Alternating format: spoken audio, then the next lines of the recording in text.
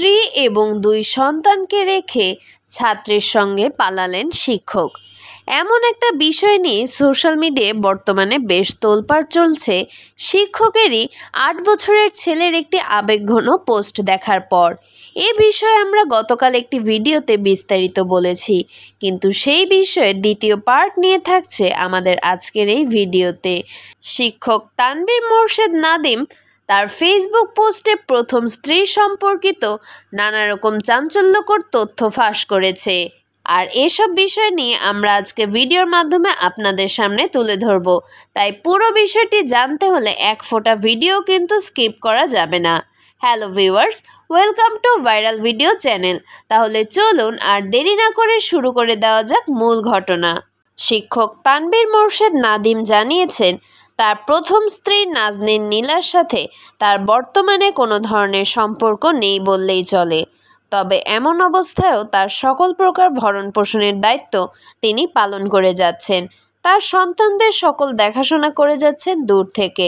তিনি আরও বলেছেন, সে তার স্ত্রীর সাথে থাকে না গত 5 মাস যাবৎ, শুধু এবং শুধুমাত্র একটা মেয়েকে ভালোবেসে।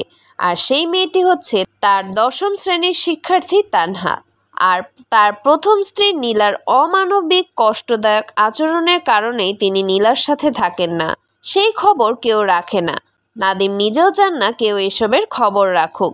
তবে আজ তিনি বলতে বাধ্য হচ্ছেন, কার পক্ষে এত মানুষ দাঁড়ানো, যে কিনা আমার নিজের তৈরি করা, নিজের কষ্টের টাকা দিয়ে বানিয়ে দেওয়া 6 থেকে 7 ভরি স্বর্ণ লুকিয়ে রেখে আসল মালিক অর্থাৎ আমার দোষ দিচ্ছে। এভাবেই নাদিম তার প্রথম স্ত্রী নীলা সম্পর্কে নানা ধরনের তথ্য ফাঁস করেন। এছাড়াও তিনি আরও জানান যে 26শে এপ্রিল থেকে শুরু করে 16ই সেপ্টেম্বর অর্থাৎ 4 মাস 20 দিন তিনি একাই ছিলেন। দিনগুলো তার জন্য অনেক কষ্টের ছিল। রাতে তিনি ঘুমাতে পারতেন না, কারণ অনেক বছর যাবৎ এসি ছাড়া ঘুমানোর অভ্যাস নেই। গরমের জন্য ছটফট করতেন তিনি। আর ওইদিকে তার প্রথম স্ত্রী নাজনীন নীলা $1.5 কোটি টাকার ফ্ল্যাটে বসে এসি ওপেন করে শান্তির ঘুম ঘুমাতো। তিনি তার পোস্টের শেষ ভাগে লেখেন, আমি তো পুরুষ। যখন দেখেছি তানহার অর্থাৎ বর্তমান স্ত্রীর ভিতরে আমার জন্য এক আকাশ পরিমাণ ভালোবাসা, আর অন্যদিকে আমার তৎকালীন স্ত্রী নাজনীন নীলার ভিতর আমার সাথে উচ্ছৃঙ্খল আচরণ এবং বিভিন্নভাবে মানসিক চাপ দিয়ে যাওয়া, তাহলে একজন পুরুষ হিসেবে আমি কোন দিকে যাব? আপনাদের কাছে আমি সত্যিই জানতে চাচ্ছি। এভাবেই বিভিন্ন প্রশ্ন এবং বিভিন্ন প্রসঙ্গ তুলে ধরেন তিনি তার পোস্টের মাধ্যমে।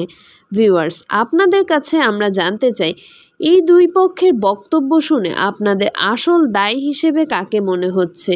আমি বলবো এখানে 2 পক্ষেরই দোষ আছে। এ বিষয়ে পরবর্তী কোনো আপডেট পেলে সেটা নিয়ে আপনাদেরকে জানিয়ে দিব নতুন কোনো ভিডিওতে। চ্যানেলে নতুন হয়ে থাকলে চ্যানেলটা সাবস্ক্রাইব করতে একদমই ভুলবেন না, আর ভিডিওতে লাইক, কমেন্ট, শেয়ার করে পাশেই থাকবেন।